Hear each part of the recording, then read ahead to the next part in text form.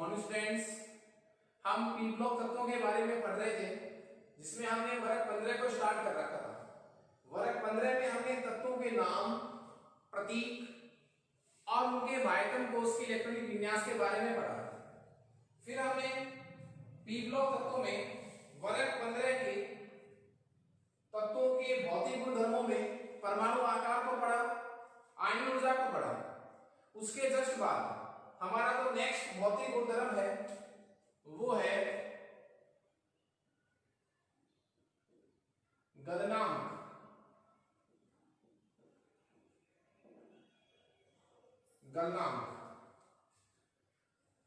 गलनांक वर्ग 15 के तत्वों में ऊपर से नीचे जाने पर, नाइट्रोजन से कहां जाने पर, बिस्मिथ की तरफ जाने पर गलनांक के मानों में क्रमशः क्या होती है? वृद्धि। मैं साथ में किसको भी डिस्कस कर सकता हूं? क्वथनांक को। गलनांक और क्वथनांक के मानों में नाइट्रोजन से बिस्मिथ की तरफ जाने पर क्रमशः क्या होती है? वृद्धि होती है। तो क्रम क्या हो जाएगा? नाइट्रोजन से ज्यादा गलनांक किसका? फास्फोरस का। वैसे भी ये गैसीय रूप में और ये क्या है? अर्धठोस। नाइट्रोजन से अधिक गलनांक क्वथनांक किसका? फास्फोरस का।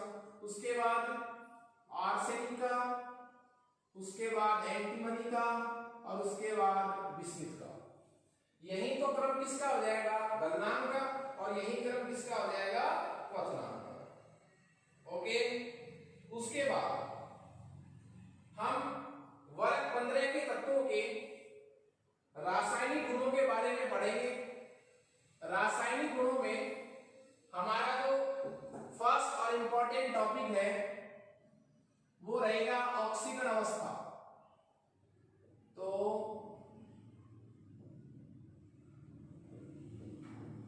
रासायनिक गुण पढ़ने जा रहे हैं हम वर्ग 15 के तत्वों के। ओके, जिसमें हमारा फर्स्ट टॉपिक क्या रहेगा? ऑक्सीकरण अवस्था, ऑक्सीडेशन स्टेट, ऑक्सीडेशन स्टेट, ऑक्सीकरण अवस्था। देखिए, वर्ग 15 के तत्वों के बाह्यतम कोष में कितने इलेक्ट्रॉन होते हैं? 5। उनका जो बाह्यतम कोष का सामान्य इलेक्ट्रॉनिक विन्यास होता है वो होता है, जो बाह्यतम विन्यास है, बाह्यतम विन्यास वो क्या है? वो है NH2NP3। NH2NP3। तो बाह्यतम कोष में कुल कितने इलेक्ट्रॉन हो गए? 3, 2, 5। ओके। तो ये तत्व जो है कौन से? वर्ग 15 वाले, वे सामान्य ऑक्सीकरण अवस्था कौन कौन सी दिखा सकते हैं? देखिए, कितने इलेक्ट्रॉन त्याग सकते हैं? 3। तो कितने हो गए? +3 अवस्था में दिखा सकते हैं। कितने इलेक्ट्रॉन त्याग सकते हैं? पूरे 5। 3 और 2 5। तो कैसी ऑक्सीडेशन स्टेट भी शो कर सकते हैं? +5। और देखिए, बाह्यतम कोष में कितने इलेक्ट्रॉन है? 5। तो अष्टक विन्यास, जो एक स्थायी विन्यास होता है, उसको प्राप्त करने के लिए इनको कितने इलेक्ट्रॉन की आवश्यकता है? 3। 5 तो है ही बाह्यतम कोष में, 3 इलेक्ट्रॉन और चाहिए। तो ये ग्रहण करेंगे तो अवस्था कौन सी भी शो हो सकती है? -3। तो वर्ग 15 के जो तत्व है वो सामान्यतया +3, +5 और -3 ऑक्सीकरण अवस्था प्रदर्शित करते हैं। देखिए, कुछ तत्व जो है, कुछ की बात करूं तो मैं ये कहूं कि नाइट्रोजन से जब मैं कहां चलूंगा? बिस्मिथ तक। नाइट्रोजन से जब मैं बिस्मिथ की तरफ चलूंगा तो -3 ऑक्सीकरण अवस्था प्रदर्शित होने की प्रवृत्ति जो है वो क्या होती जाती है? कम। क्यों? क्योंकि नाइट्रोजन से बिस्मिथ की तरफ जाने पर परमाणु आकार बहुत अधिक बढ़ जाता है, और बढ़े हुए परमाणु आकार की वजह से तत्व की विद्युत ऋणता बहुत क्या हो जाती है? कम। तत्व में कैसी नेचर आ जाती है? धात्विक नेचर आ जाती है। तो जब हम नाइट्रोजन से बिस्मिथ की तरफ चलते हैं तो परमाणु आकार बढ़ जाता है। परमाणु आकार बढ़ने से तत्व की विद्युत ऋणता कम हो जाती है। इसलिए तत्व इलेक्ट्रॉन ग्रहण करने की बजाय क्या करता है? इलेक्ट्रॉन का निष्कासन करता है। इसलिए वर्ग में ऊपर से नीचे जाने पर -3 ऑक्सीकरण अवस्था प्रदर्शित करने की जो प्रकृति है इन तत्वों की, वो क्या हो जाती है? कम। अब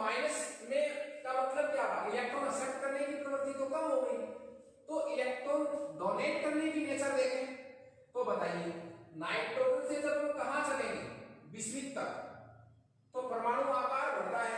बढ़ा हुआ परमाणु आकार की वजह से ये जो एस कक्षक के इलेक्ट्रॉन है कितने हैं, 2, ये बाहर निकलना बंद कर देते हैं, बंद में भाग लेना बंद कर देते हैं। इस नेचर को हमने 11th क्लास में डिस्कस किया था और वो था अक्रिय युग्म प्रभाव, इनर्ट पेयर इफेक्ट। अक्रिय युग्म प्रभाव के कारण एस कक्षक के इलेक्ट्रॉन बंद में भाग लेना बंद कर देते हैं, इसलिए अंतिम तत्व कौन, बिस्मिथ 5 इलेक्ट्रॉन त्यागने की बजाय कितने इलेक्ट्रॉन ही त्याग पाता है, 3। क्यों, ये तो त्यागना बंद हो जाते हैं। इसलिए बिस्मिथ जो है वो कैसी ऑक्सीजन अवस्था प्रदर्शित करता है, सामान्यतया +3। ओके, तो ये वैरायटी थी ऑक्सीजन अवस्था के मामले में। अब देखिए यहां से एक जो प्रश्न उभर कर आपके सामने आ रहा है वो ये है कि नाइट्रोजन, मैं लिख देता हूं, नाइट्रोजन, फास्फोरस, आर्सेनिक, एंटीमनी और bismuth. Nitrogen, phosphorus, arsenic, antimony और बिस्मिथ, ये 5 तत्व हैं। देखिए मैंने शुरू में आपको ये कहा है कि वर्ग 15 के जो तत्व हैं उनके बाइटम कोष में कितने इलेक्ट्रॉन हैं, 5। तो वो +3 मतलब 3 इलेक्ट्रॉन दे सकते हैं, बाहर निकाल सकते हैं, 5 इलेक्ट्रॉन त्याग सकते हैं और 3 इलेक्ट्रॉन ग्रहण भी कर सकते हैं। तो कितनी अवस्थाएं होंगी, 3 +3 +5 और -3। लेकिन नाइट्रोजन जो है वो 3 इलेक्ट्रॉन क्या करता है, ग्रहण करता है सामान्यतया। ठीक है, नाइट्रोजन कितने इलेक्ट्रॉन ग्रहण करता है, 3 ग्रहण करता है देने की बजाय। क्यों, क्योंकि इसका परमाणु आकार छोटा है, इसकी विद्युत दृढ़ता अधिक है, इसमें पाई बॉन्ड बनाने की क्षमता है, डी इलेक्ट्रॉन इसमें नहीं है, इस वजह से ये बहुबंध बनाता है तो इलेक्ट्रॉन को आकर्षित करता है। तो सामान्यतया प्लस में ऑक्सीजन अवस्था प्रदर्शित नहीं करता। दूसरी बात, नाइट्रोजन कभी भी 5 बंध नहीं बनाता। नाइट्रोजन कभी भी क्या नहीं बनाता, 5 बंध नहीं बनाता।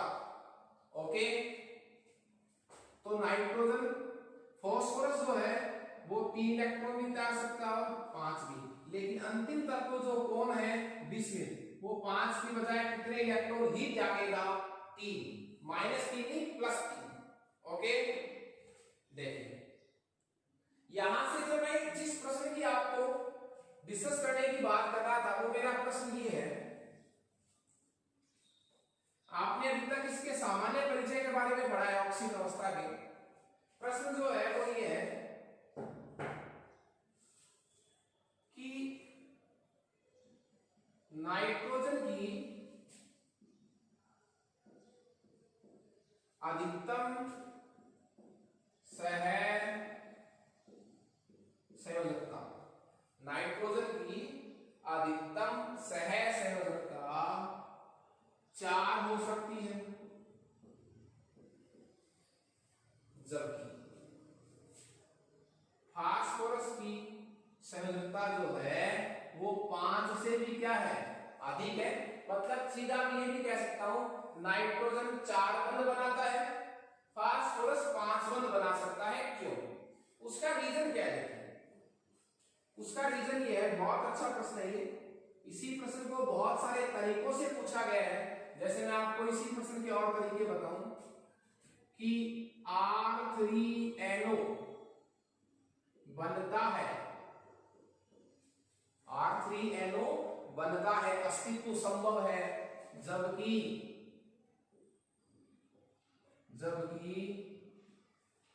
नहीं बनता है, नहीं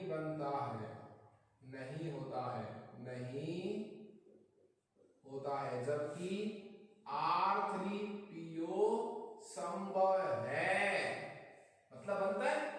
तो R3NO कभी बन नहीं सकता, उसका अस्तित्व नहीं होता, मतलब नहीं बनता है, इसका फॉर्मेशन हो सकता है। तो मेरे कहने का मतलब देखिए आप, इसमें नाइट्रोजन ने कितने बंध बना रखे हैं 5, इसमें फास्फोरस ने कितने बंध बना रखे हैं 5। तो वो क्या कह रहा है, नाइट्रोजन 5 बंध नहीं बना सकता, फास्फोरस बना सकता है। तो इसी प्रश्न का यही दूसरा रूप है कि नाइट्रोजन की अधिकतम सहसंयोजकता 4 हो सकती है, लेकिन फास्फोरस की अधिकतम संयोजकता 5 से क्या हो सकती है अधिक। इसी बात का एक ये और अलग रूप है। इसी का देखो एक और तरीका, नाइट्रोजन पेंटाहेलाइड नहीं बनाता है। पेंटाहेलाइड का मतलब क्या हुआ, नाइट्रोजन कभी भी 5 हेलोजन परमाणुओं से बंध नहीं बना सकता। बात वही घूम फिर कर आ रही है कि वो 5 बंध नहीं बनाता, वो 5 हेलोजन होते हैं, कुछ कोई और तत्व हो। तो नाइट्रोजन पेंटाहेलाइड नहीं बनाता है, जबकि फास्फोरस पेंटाहेलाइड बनाता है। फास्फोरस पेंटाहेलाइड बनाता है।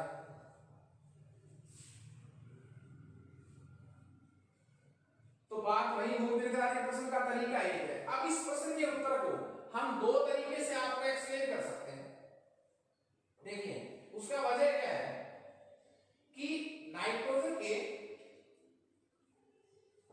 वायतन कोश में डी कक्षक नहीं होते। जैसे मैं नाइट्रोजन का विन्यास लिख रहा हूं, नाइट्रोजन कितने नंबर पर आता है 7 पर। विन्यास लिखिए 1s2 2s2 2p3। फास्फोरस का विन्यास देखिए आप, फास्फोरस आता है 50 नंबर पर 1s2 2s2 2p6 3s2 3p3। Nitrogen के वायतन कोश में क्या नहीं है आप देखिए, रिक्त डी कक्षक नहीं है।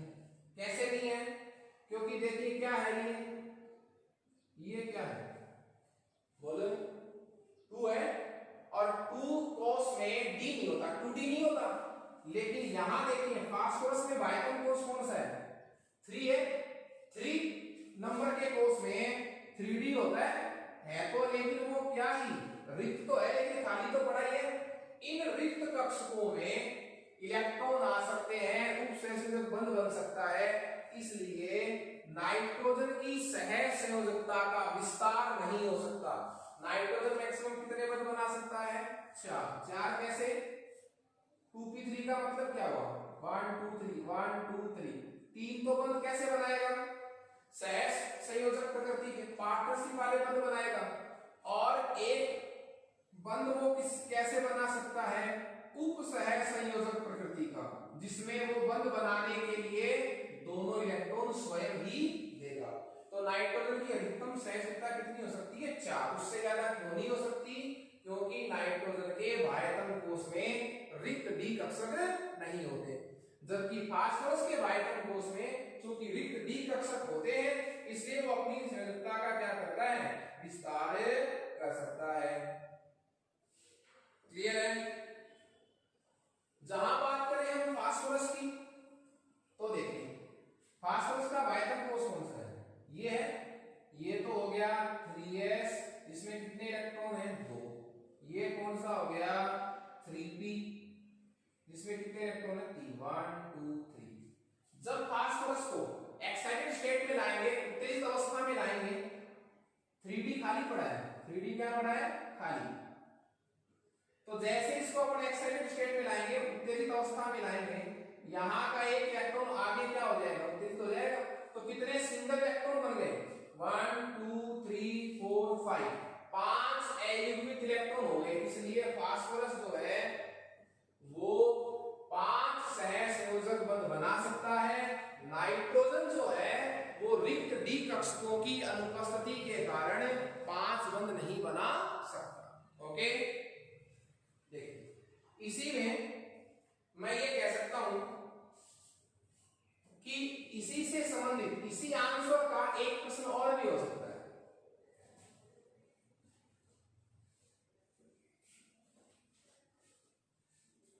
इसी आंसर का आंसर यही रहेगा, पूछने का तरीका क्या हो जाएगा चेंज हो जाएगा। और वो क्या होगा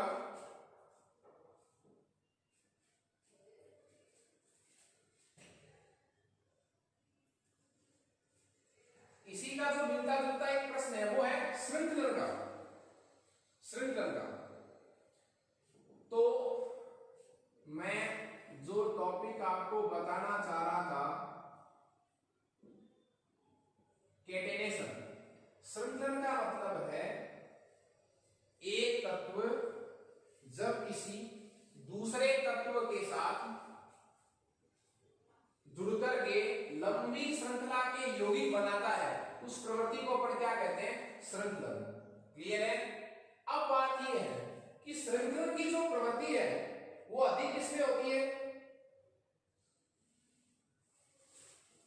तो देखिए नाइट्रोजन में श्रृंखलन की प्रवृत्ति कम पाई जाती है, और नाइट्रोजन पर श्रृंखलन की प्रवृत्ति इसलिए पाई जाती है क्योंकि नाइट्रोजन में एक तो नाइट्रोजन नाइट्रोजन के बीच क्या पड़ा है? Triple bond. एक पर क्या पड़ा है बताओ? एकाकी इलेक्ट्रॉन युग्म।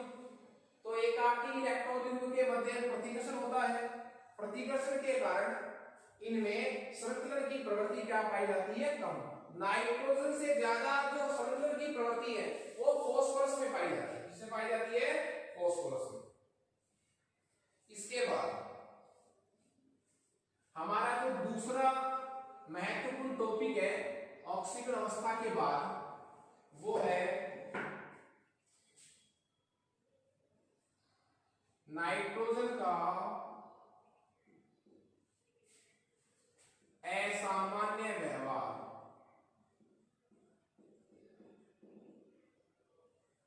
नाइट्रोजन का असामान्य व्यवहार, एबनॉर्मल बिहेवियर ऑफ नाइट्रोजन। देखिए नाइट्रोजन की जो प्रकृति है, उसके जो रासायनिक गुणधर्म है, उसके जो भौतिक गुणधर्म है, उसमें जो विशेषताएं हैं, वो विशेषताएं अपने वर्ग के शेष तत्वों से भिन्न है, कम है या ज्यादा है। इसकी वजह क्या है? तो इस सारी बातों को अपने टॉपिक पे बांध सकते हैं कि नाइट्रोजन का कैसा व्यवहार हुआ?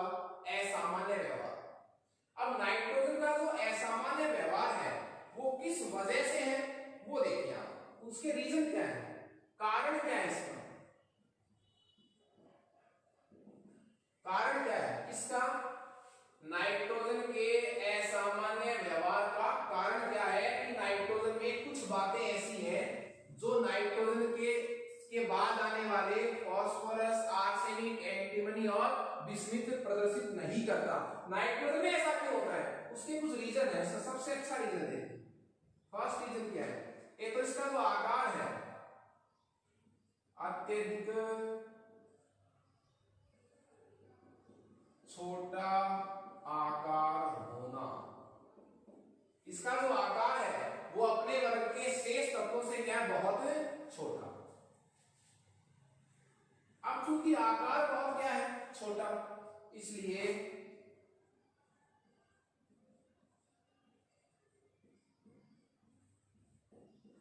उच्च क्या पाई जाती है? विद्युत दृढ़ता। इलेक्ट्रॉन युग्म को अपनी तरफ आकर्षित करने की क्षमता क्या होती है? अधिक होती है। तो अत्यधिक छोटा आकार, उच्च विद्युत दृढ़ता। अब आकार छोटा है तो आयन ऊर्जा भी उच्च। आयन ऊर्जा भी क्या है? उच्च। इलेक्ट्रॉन निकालने के लिए आपको बहुत अधिक ऊर्जा देनी पड़ती है। और सबसे इंपॉर्टेंट रीजन जो है वो क्या है? वो ये है कि बाह्यतम कोश में डी कक्षक की अनुपस्थिति। बाह्यतम कोश में डी कक्षक की अनुपस्थिति। सबसे जो अच्छा रीजन है वो यही है कि नाइट्रोजन के बाह्यतम कोश में डी कक्षक नहीं होते। ये व्यवहार, ये विशेषता, ये कमी है इसमें औरों की बजाय किसमें? फास्फोरस, आर्सेनिक, एंटीमनी और बिस्मुथ की बजाय। अब इसकी वजह से होता क्या? देखिए इस एक कमी की वजह से बाह्यतम कोश में डी कक्षक नहीं होता, तो इसमें भी प्रश्न क्या क्या हो गए कि ये डी कक्षक नहीं होते, बंध का विस्तार हो नहीं सकता।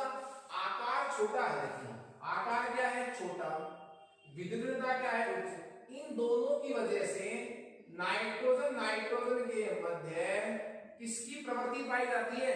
बहुबंध बनाने की, मतलब डबल या कैसे बंध बनाने की, ट्रिपल बंध बनाने की प्रवृत्ति पाई जाती है। तो देखिए इसका आकार छोटा है, इसका आकार छोटा है, इसकी उच्च विद्युत दृढ़ता है। इन दो गुणों की वजह से इसमें दो नाइट्रोजन परमाणुओं के मध्य बहुबंध बनाने की प्रवृत्ति उपस्थित होती है। इन दो कारणों से तो इसमें ये विशेषता पाई जाती है। बाकी वाले जो तत्व हैं फास्फोरस, आर्सेनिक, एंटीमनी और बिस्मिथ, वो क्या नहीं बनाते, बहुबंध नहीं बनाते, डबल बॉन्ड और ट्रिपल बॉन्ड नहीं बनाते। और बायतम कोष में डी कक्षक की अनुपस्थिति के कारण ये क्या नहीं कर सकता, इसकी संयोजकता 4 से अधिक नहीं हो सकती, ये अपनी संयोजकता का विस्तार नहीं कर सकता। हाँ, एक तरीका और हो गया उस प्रश्न के उत्तर का कि नाइट्रोजन की संयोजकता का विस्तार नहीं हो सकता, फास्फोरस अपनी संयोजकता का क्या कर लेता है, विस्तार कर सकता है, बढ़ा सकता है। उसका रीजन क्या है, रीजन ये रहेगा क्या कि बायतम कोष में डी कक्षक नहीं होते, किसके, नाइट्रोजन के बायतम कोष में। कल हम नेक्स्ट क्लास में इस एक पॉइंट पर कि बायतम कोष में डी कक्षक नहीं होते, अत्यधिक छोटा आकार होता है, उच्च इसकी विद्युत दृढ़ता होती है और आयन ऊर्जा इसकी क्या होती है, उच्च। इन 4 टॉपिक पर कुछ रीजन वाले प्रश्न बनते हैं, उनको हम अगली वाली क्लास में डिस्कस करेंगे। Okay, thank you.